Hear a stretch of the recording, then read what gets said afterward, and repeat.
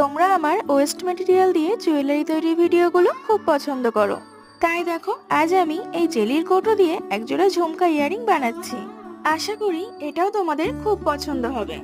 তো দেখো, ফার্স্ট আমি এই জেলির কৌটোটাকে ঝুমকা শেপে কেটে নিয়েছি আর এর উপর গ্লু দিয়ে হাফ কাট বিটস লাগিয়ে নিচ্ছি। এভাবে আমি পুরোটা লাগিয়ে নেব।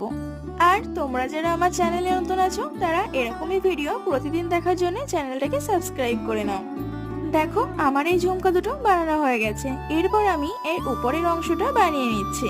এই ইয়ারিংটা বানানো একদমই সহজ। তোমরাও যদি চাও তো আমার ভিডিও দেখে সহজেই এরকম ইয়ারিং বানিয়ে নিতে পারো। তো দেখো, এবার আমি এই ঝুমকার সঙ্গে ইয়ারিং স্ট্রাকটা লাগিয়ে নিচ্ছি।